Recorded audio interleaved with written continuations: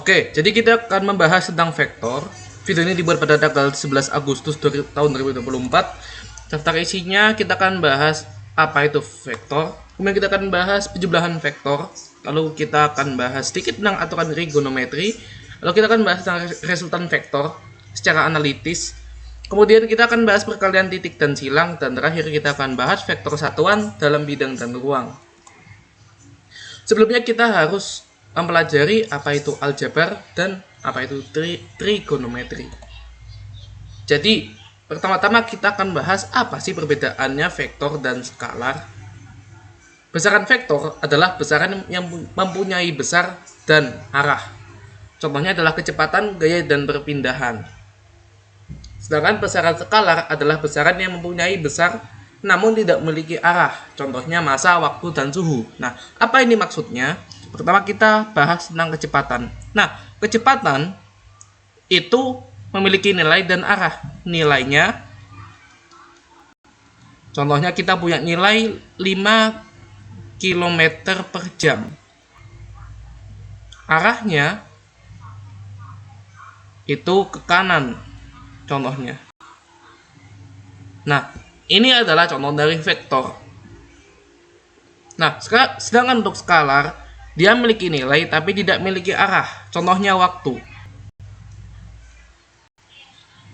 Anggap kita punya waktu 2 jam. 2 jam arahnya kemana? Nah, kita kan tidak tahu waktu ini bisa ditentukan arah itu seperti bagaimana. Ini juga berlaku untuk suhu dan massa. Dari sini dapat kita simpulkan bahwa besaran skalar adalah besaran yang mempunyai besar namun tidak memiliki arah. Nah, ini adalah contoh dari besaran-besaran fisika dan kategorinya, apakah itu merupakan skalar dan apakah itu merupakan vektor. Sebagai contoh untuk panjang ini, dia memiliki nilai namun tidak memiliki arah. Otomatis ini dianggap sebagai skalar. Nah, sedangkan untuk perpindahan, massa, berat, waktu, percepatan, gaya, dan kuat arus itu dapat dikategorikan sebagai vektor maupun skalar. Tergantung apakah memiliki arah atau tidak, seperti itu. Kemudian untuk penulisan vektor, vektor dituliskan dengan anak panah. Pajang anak panah menunjukkan nilai vektor dan tanda panah menyatakan arah vektor. Nah, maksudnya seperti apa? Contohnya, kalau kita punya gaya 10 Newton ke arah barat laut, maka kita dapat menggambar vektor seperti ini. Pajang anak panah menunjukkan nilai vektor. Jadi pajang anak panahnya itu segini ya. Dan tanda panah menyatakan arah vektor. Sebentar.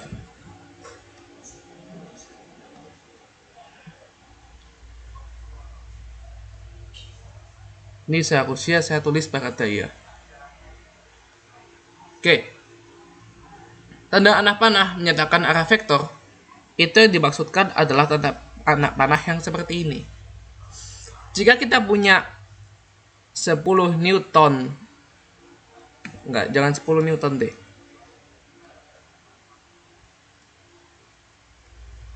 5 Newton ke arah barat daya,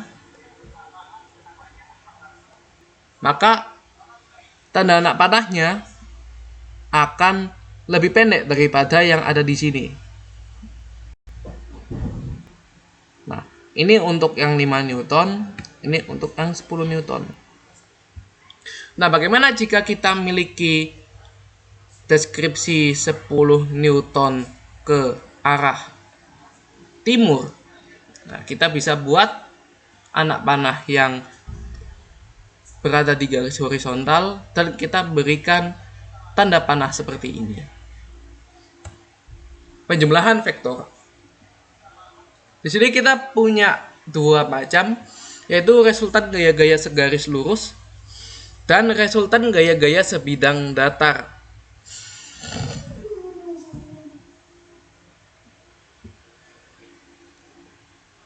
Untuk gaya-gaya garis lurus, itu kita bisa menambahkannya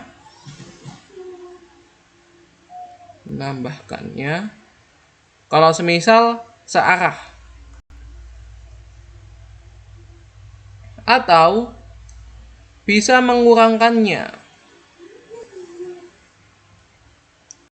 apabila ternyata itu berlawanan.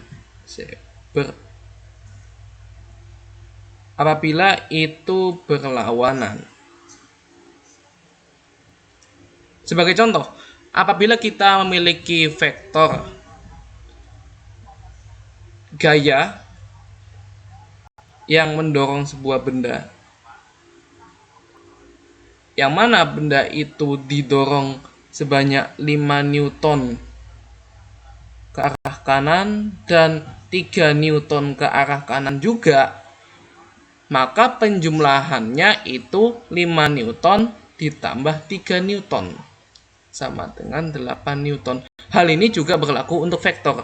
Jika kita punya vektor seperti ini sebanyak 5 satuan, dan kita punya vektor seperti ini sebanyak 3 satuan, ini harus garis ya, maka 5 ditambah 3 sama dengan 8 satuan. Namun berbeda jika itu berlawanan. Jika kita memiliki vektor di sini sebanyak 2 satuan dan vektor di sini sebanyak 5 satuan, maka kita bisa kurangkan 2 kurangi 5 sama dengan min 3 satuan. Selanjutnya, resultan gaya-gaya sebidang datar dengan cara segitiga. Nah, resultan gaya-gaya bidang datar pada cara segitiga itu kita bisa buat pada contoh soal.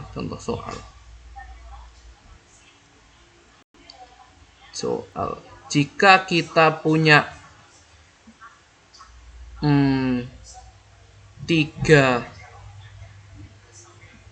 satuan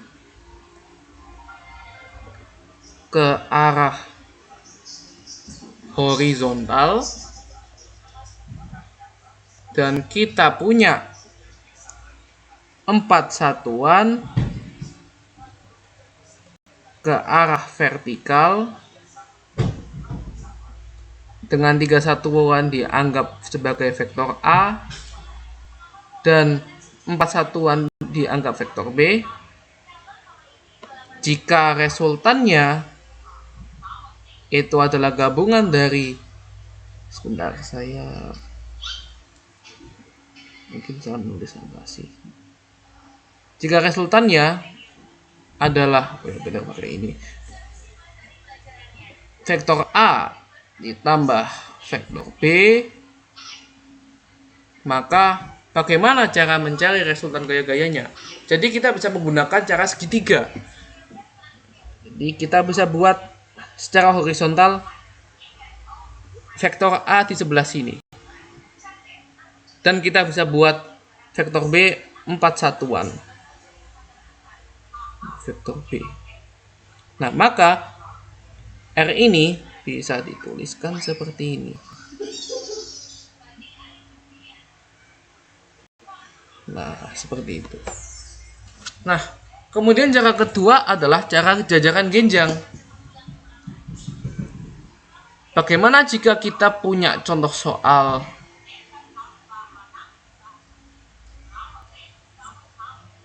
kita bisa buat perbandingan di sini ya.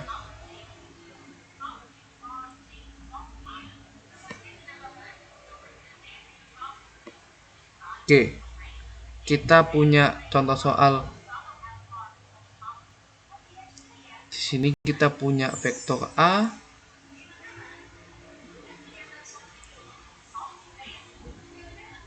Ini sudutnya 30 derajat. Dan ini kita beri 5 satuan ya. Dan kita punya vektor yang nilai tetanya 45 derajat seperti ini.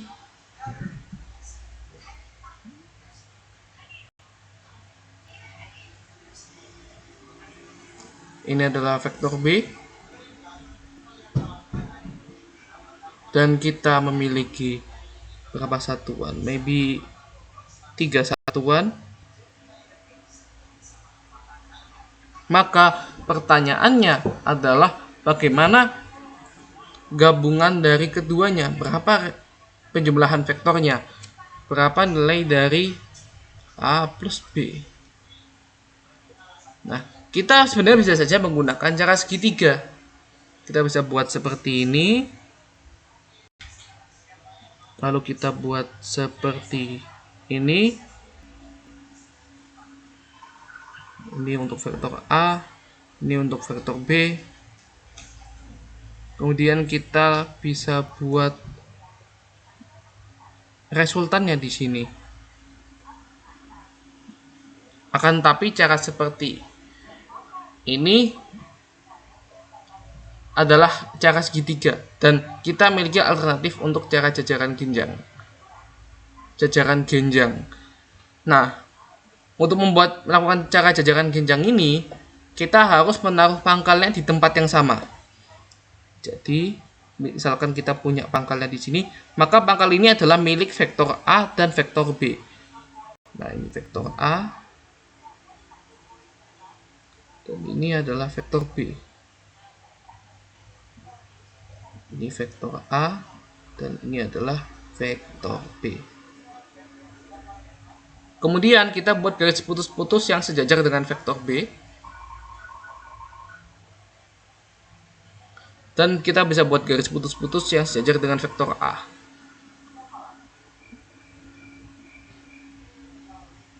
Setelah itu kita gabungkan titik di sini dengan perpotongan titik yang ada di sini. Alhasil kita punya penjumlahan vektornya di sebelah sini. Nah, ada yang menarik pada rumus jajaran genjang. Nah, untuk jajaran genjang itu ada rumus yang spesifik, yaitu R sama dengan gaya pertama dikuadratkan ditambah gaya kedua dikuadratkan ditambah 2 kali F1 kali F2 dikali cos theta. Sebagai contoh, apabila kita memiliki jajaran genjang seperti ini. Sebentar. Kita memiliki gaya yang mendorong. Sebentar. Kita harus buat lebih miring ya. Kita buat pangkal yang sama. Kita taruh di sini. Kita taruh di sini. Kita anggap ini sudutnya 60 derajat. Kemudian di sini kita punya 4 Newton, di sini kita punya 6 Newton. Kemudian kita taruh di titik-titik perpotongan. Lalu kita taruh resultannya. Menariknya resultan ini bisa kita kalkulasi. Rumusnya adalah yang ada di atas ini. Nah, nilai dari F1 adalah 4N. Sebenarnya kita bisa gunakan 6N, tapi untuk kemudahan saya mengambil 4N.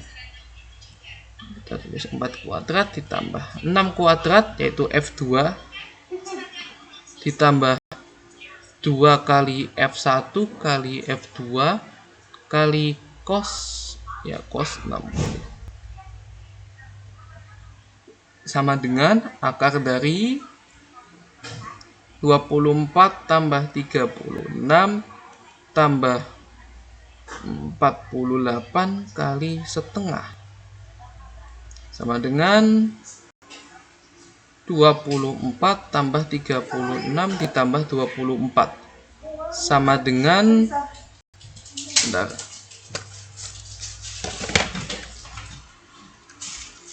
24 ditambah 36 ditambah 24. Hasilnya adalah 84. Nah, hasil dari 84 ini bisa kita tulis dalam bentuk akar dari 2 kuadrat dikali 21 sama dengan 2 akar 21 Newton. Jadi resultan gayanya adalah 2 akar 21 Newton. Next. Nah, kita akan mempelajari ulang trigonometri. Jadi untuk trigonometri ini literally adalah ilmu yang membahas tentang segitiga. Jadi tri ini berarti 3. Gon ini artinya sudut atau sisi, lebih ke daerah sisi ya. Metri ini artinya matriks atau pengukuran. Jadi trigonometri adalah ilmu yang mengukur segitiga. Nah, untuk bagian trigonometri kita mengenali 3 jenis, yaitu sinus, kosinus, dan tangen. Rumus dari sinus, jika kita memiliki sebuah segitiga di sini, kemudian kita memiliki alfa di sini kita tulis depan, di sini kita tulis samping, di sini kita tulis miring.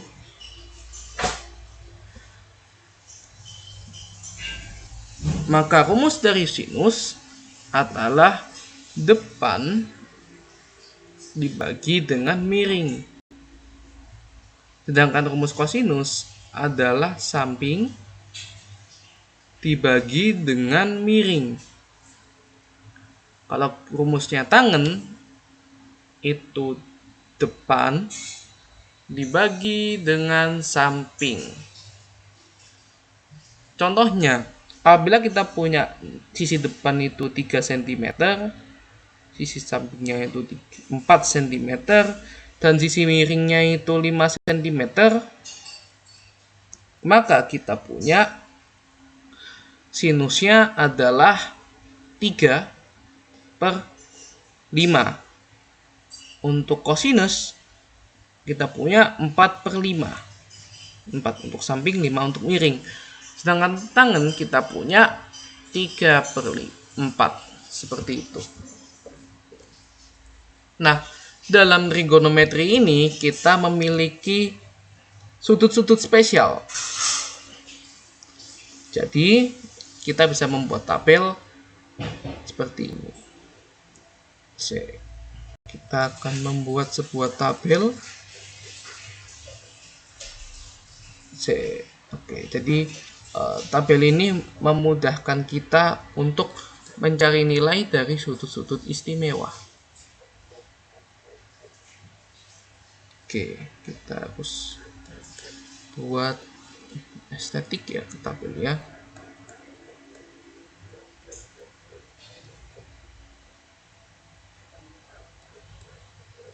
Ya Allah. Oke, sekarang kita buat bar kolomnya. Ini kita tulis maybe 0 derajat. Di sini 30 derajat.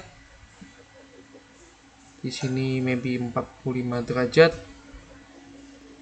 Di sini 60 derajat.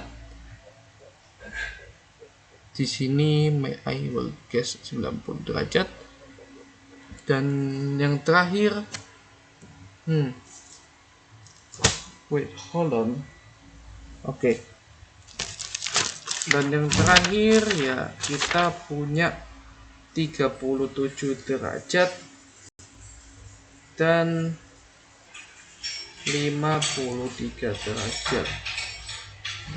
Ya, ini untuk sin, ini untuk cos, ini untuk tangen. Nah, sin 0 derajat itu nilainya 0. Sin 30 setengah. Ini setengah akar 2, setengah akar 3, ini 1, ini 3/4, ini 4/5. Sedangkan cosnya ini 1, ini setengah akar 3, setengah akar 2, setengah, dan ini 0. Sedangkan di sisi lain kita punya 4/5 dan 3/4. Untuk tangan kita punya di sini 0, di sini 1/3 ya. Sebentar kita revisi dulu. Kita punya 1/3 kita punya 1, kita punya akar 3, kita punya infinite, kemudian kita punya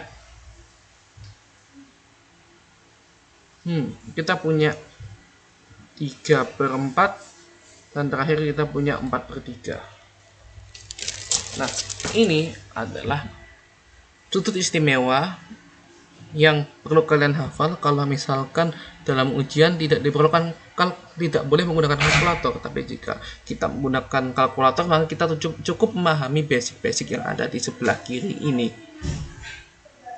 Seperti itu. Ya. Next.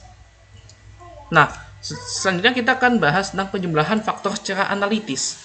Pertama, kita harus menguraikan setiap vektor menjadi bagian yang saling tegak lurus. Yang kedua, kita harus mencari nilai dari masing-masing bagian. Yang ketiga, kita harus menggabungkan fx dan fy, lalu kita cari arahnya. Nah, kita punya contoh soal nih. Nah, kita disuruh mencari resultan vektor, penjumlahan vektor dari ini. Nah, hal yang perlu kita lakukan adalah yang pertama, menguraikan setiap vektor menjadi bagian yang saling tegak lurus. Anggap kita di sini punya F1, ya, F1. Di sini kita anggap F2. Di sini kita anggap F3.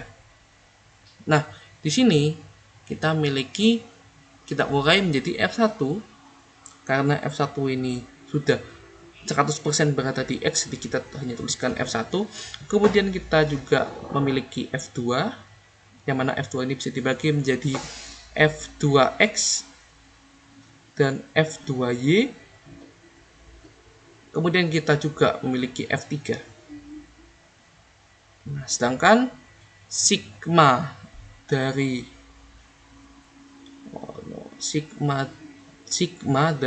Fx sama dengan F1 ditambah F2X. Sedangkan sigma dari Fy itu adalah sama dengan F2Y ditambah F3. Nah, selanjutnya kita akan mencari nilai dari masing-masing bagian. Ya, kita mulai dari F1 dulu. Jadi nilai dari F1 ini sudah jelas, yaitu 15/3. Ini tidak perlu diperdebatkan lagi. Kemudian untuk F2X, ini kita memiliki rumus untuk mencari nilai dari X yang ada di sini. Jadi rumusnya adalah 30 Newton F kali cos X sama dengan F yang 30, sedangkan cos X nya adalah cos dari 30 sama dengan 30 kali cos 30, hasilnya sekitar 26. Ya, ini jangan lupa gunakan Newton, sama dengan 30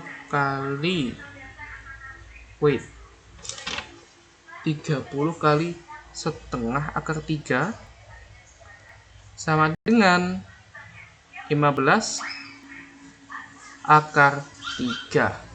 Tentunya ini dalam bentuk negatif ya. Negatif. Karena ini berada di sebelah kiri. F2X berada di sebelah kiri. Kemudian untuk F2Y, rumusnya adalah F kali sin X. Yang mana F-nya adalah 30, sedangkan sin 30 ini hasilnya adalah setengah. Maka hasilnya adalah 15 Newton. Sedangkan untuk F3 ini sudah jelas 30 Newton. Nah, dari sini kita dapat simpulkan bahwa sigma dari F1 adalah 15 akar 3 ditambah min 15 akar 3. Ya, sama dengan 0 Newton. Sedangkan untuk Fy kita punya 15 Newton ditambah min 30 Newton. Nah, kenapa bisa min? Karena mengarah ke bawah. Kalau mengarah ke atas nanti positif. Jadi yang positif itu kalau misalkan mengarah ke atas itu positif, kalau mengarah ke kanan itu positif. Kalau misalkan negatif itu apapun yang mengarah ke bawah atau ke kiri. Seperti itu. Nah, jadi hasilnya adalah min 15 Newton. Nah, sekarang kita baru bisa tentukan berapa resultannya. Rumus dari resultan adalah hasil dari sigma x kuadrat ditambah sigma y yang dikuadratkan kita berikan tanda kurung agar tidak ambigu. Jadi sama dengan akar dari 0 kuadrat ditambah min 15 kuadrat sama dengan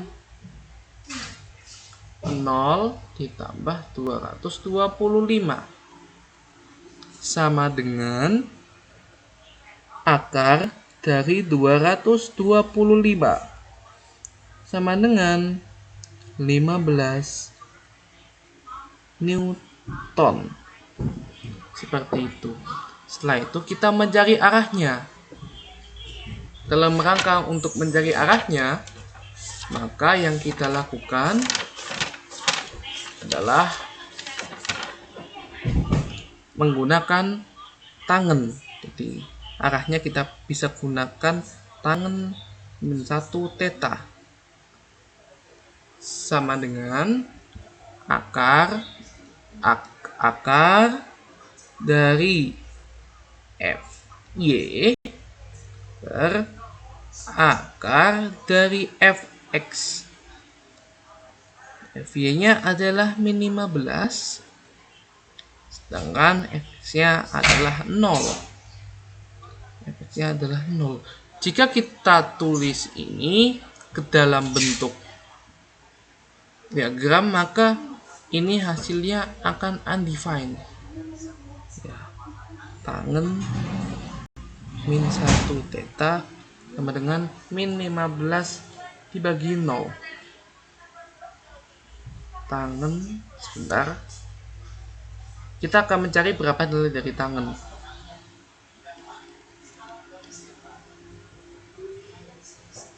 Oke, dan nilai dari tangen, jika ini ternyata adalah infinite,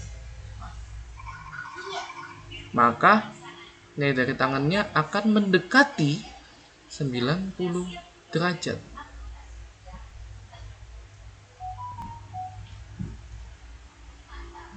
Seperti itu. Oke, sebentar, saya akan cek terlebih dahulu. Barangkali ada sesuatu yang bertentangan.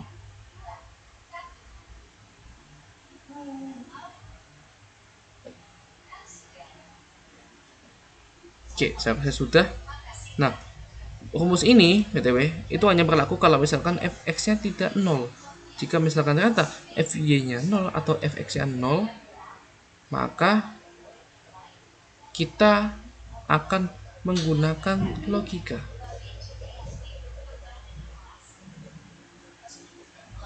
Nah, apabila fy-nya min 15, maka arahnya pasti akan ke bawah. Sedangkan fx-nya tidak bergerak kemanapun. Hasil kita simpulkan bahwa arahnya itu adalah 180 derajat ke kanan dari utara, atau simply kita tulis 180 derajat. Oke, contoh yang kedua, misalkan kita punya seperti ini, disuruh mencari penjumlahan vektornya. Pertama kita harus uraikan terlebih dahulu. Untuk menguraikannya, kita menganalisis setiap bagiannya. Kita bisa uraikan F1 menjadi Kita bisa uraikan F1 menjadi F1X dan F1Y. Kita bisa tulis F2 dan F3. Nah, sekarang kita harus mencari nilai dari tiap-tiap masing-masing bagiannya. Jadi nilai dari F1X itu akan sama dengan F kali cos X, sama dengan 10 kali cos 53, atau sama dengan 6. Fy sama dengan F kali sin X, sama dengan 10 kali sin 53, sama dengan 8. F2 sama dengan min 8. F3 sama dengan min 10. Ingat, ini satuannya adalah dalam bentuk Newton. Langkah kedua sudah selesai, sekarang langkah ketiga. Gabungkan nilai dari Fx dan Fy. Untuk menggabungkan nilai dari Fx dan nilai dari Fy, kita punya rumus.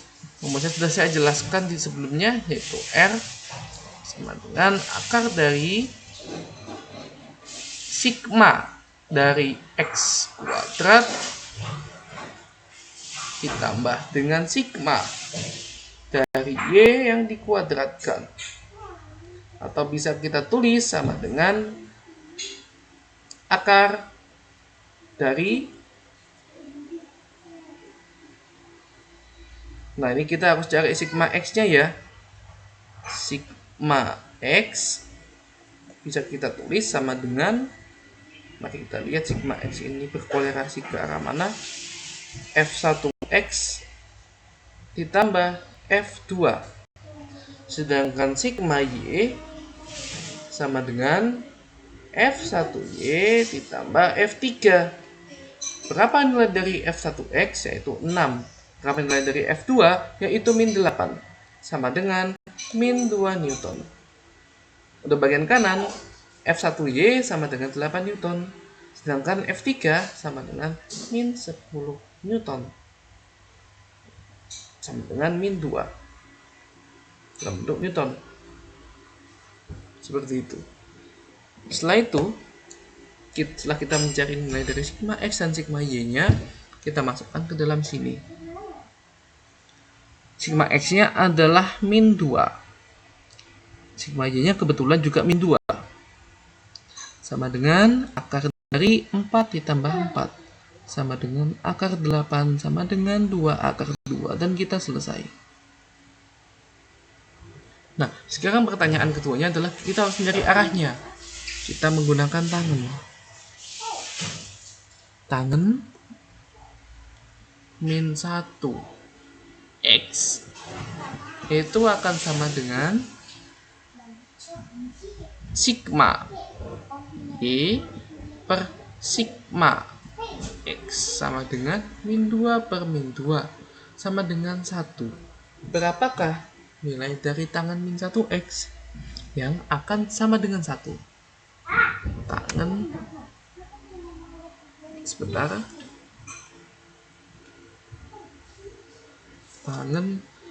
min 1X yang akan sama dengan 1. Sebentar ya. Saya akan menggunakan kalkulator untuk menyelesaikan ini. Oke. Tangan. Oke.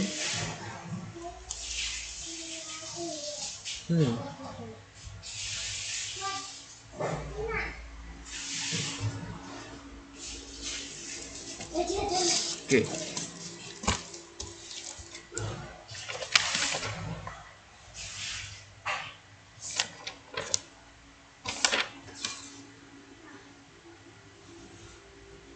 Oke.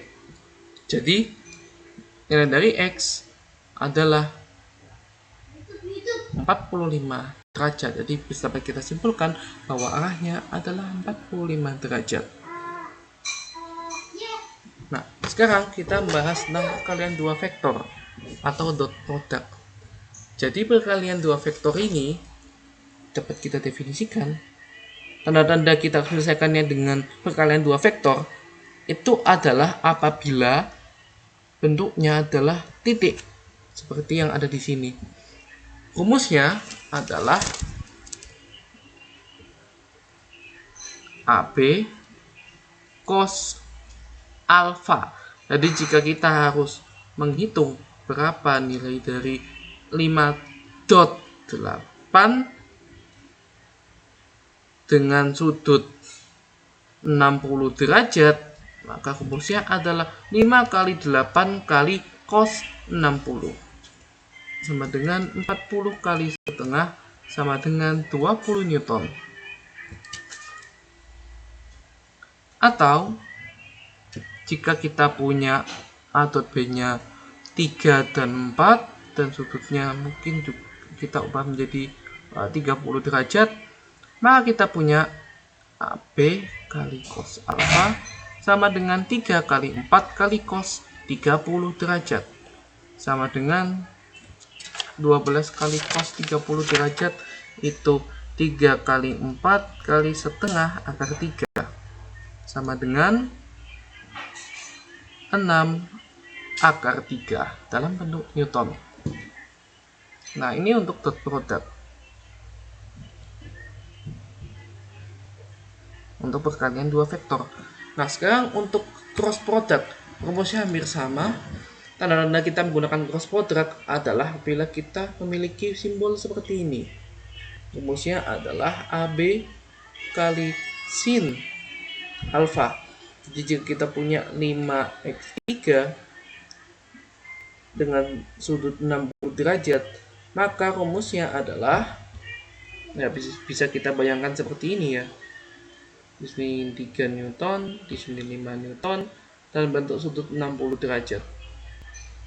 Maka bisa kita tulis 5 kali 3 kali sin 60 sama dengan 5 kali 3 kali setengah akar 3 sama dengan 7,5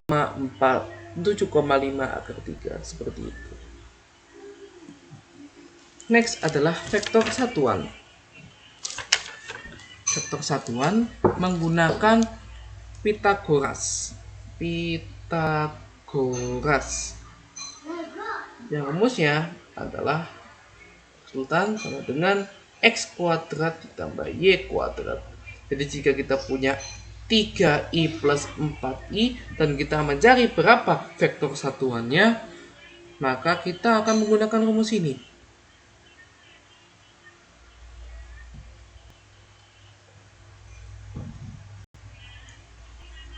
Sama dengan 9 ditambah 16 sama dengan akar 25 sama dengan 5 satuan. Bagaimana jika itu vektor satuan dalam ruang? Nah, ini hampir sama. Kita bisa gunakan rumus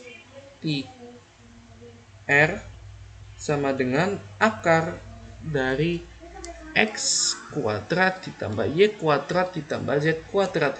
Jadi semisal kita punya 3i ditambah 4i ditambah 5i, maka hasilnya bisa kita tulis 3 kuadrat ditambah 4 kuadrat ditambah 5 kuadrat sama dengan akar dari 9 ditambah 16 ditambah 25 sama dengan akar dari 50 sama dengan 25 kali 2 sama dengan 5 akar 2 Newton. Sekarang lanjut ke perkalian 2 titik vektor satuan. Nah, langsung ke contoh soal. Ini bisa kita uraikan dengan cara pelangi. Jadi kita tulis 3i kali i ditambah. Oke, mungkin kita bisa pakai kode warna ya untuk menyelesaikan soal seperti ini. Maybe kita tulis, pertama kita pakai warna merah. 3i kali i, oh enggak, jangan warna merah deh, mungkin pakai warna kuning lebih bagus. 3i kali i ditambah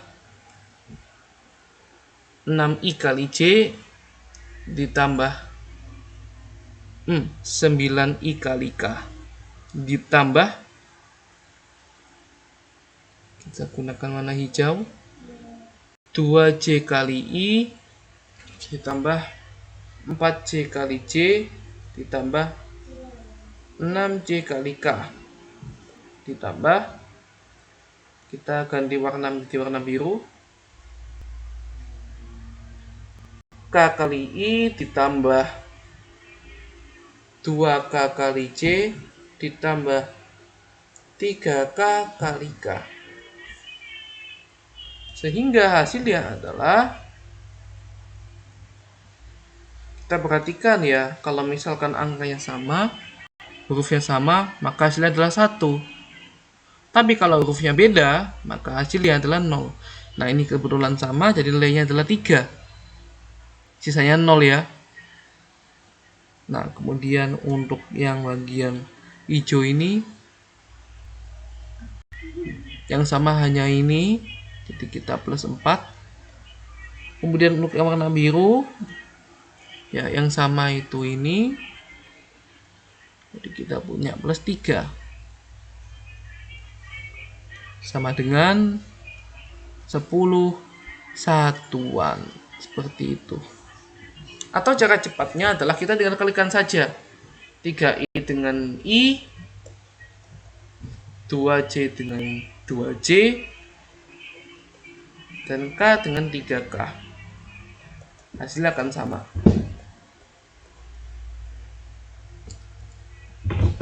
Nah, sekarang bagaimana dengan perkalian silang? Jadi untuk perkalian silang ini kita memiliki dua pendekatan, yaitu pendekatan konvensional dan pendekatan determinan. Nah, untuk pendekatan konvensional kita menggunakan tabel seperti ini. Jadi kita harus benar-benar harus menghafal ya. Atau jika kita malas menghafal, maka kita dapat menggunakan trik vektor, yang mana triknya adalah yang pertama, hasil dari kedua vektor ini adalah yang tidak ada. Contoh i sama j, yang nggak ada adalah k.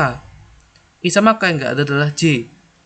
K sama j yang nggak ada adalah i. Dan yang kedua adalah untuk menentukan apakah itu negatif atau tidak negatif, kita dapat menggunakan teknik tangan 3 jari ya, yang saya taruh di kanan atas. Nah, untuk itu kita menggunakan perkalian silang, maka kita dapat masukkan rumusnya sehingga kita punya, kita pakai warna kuning ya, 3i kali i ditambah 6i kali j ditambah 9i kali k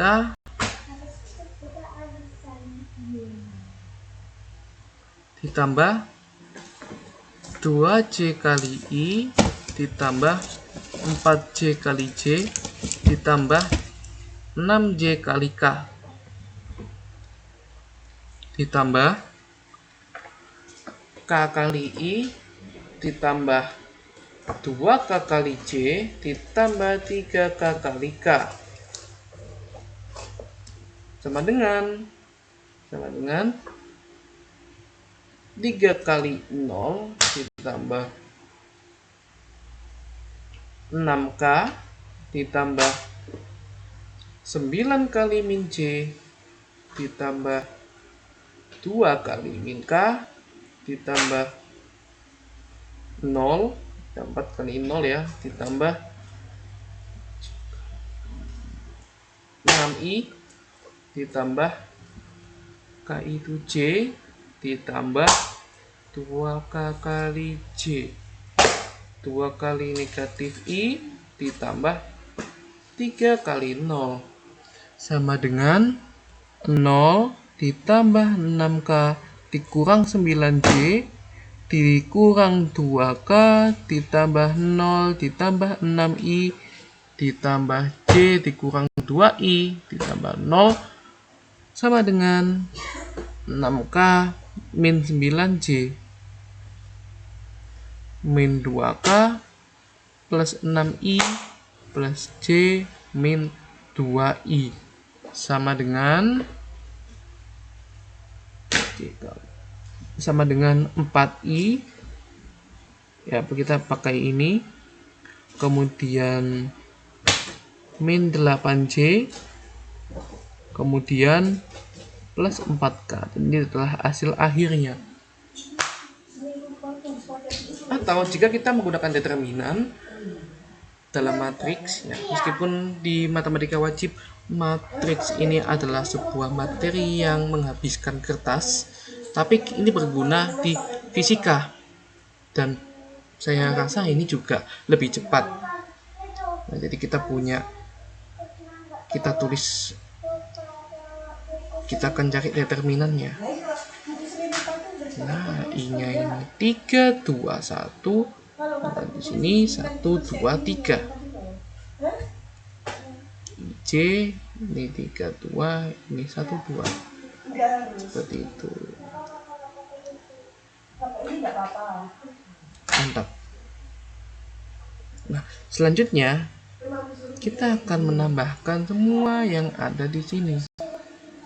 Hasil kita punya 2K ditambah 2I ditambah 9J kemudian dikurangi dengan semua yang ada di sini, dikurangi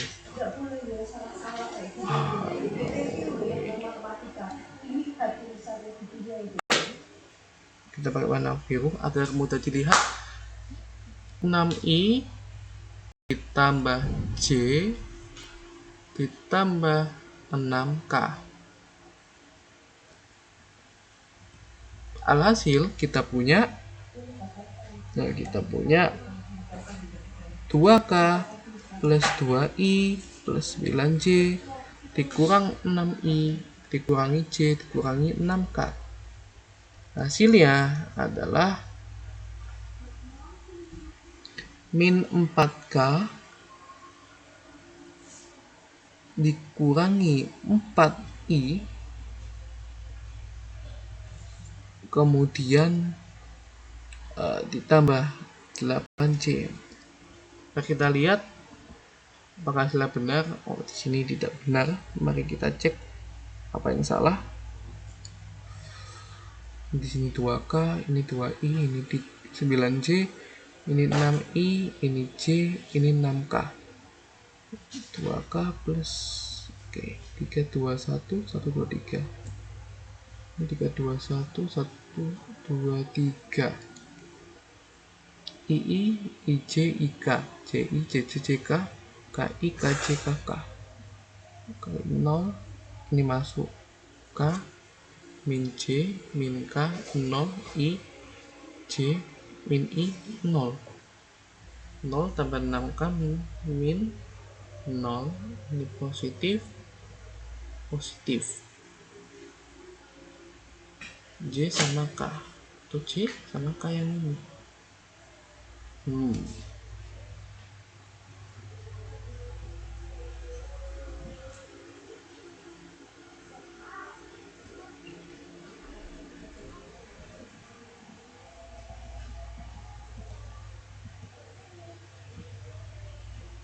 8J-nya dalam bentuk itu. Oke. Jadi di bagian sini ada suatu kesalahan. Jadi sebenarnya dalam sebuah determinan 3 kali 3 yang ditambahkan itu yang ke bawah terlebih dahulu. Jadi kita memiliki 6i plus j plus 6k dikurangi 2k plus 2i plus 9j sama dengan 4i min 8j plus 4k, dan kita selesai. Jadi dalam determinan kita perlu teliti ya dalam melihat sesuatu. Jadi kita harus mulai dari kiri atas ke kanan bawah, jangan dari kiri bawah ke kanan atas. Jadi urutannya adalah seperti ini dulu, habis itu baru seperti ini. Nah, sekarang Anda sudah siap untuk ulangan harian, dan sampai jumpa di video speedrun materi selanjutnya.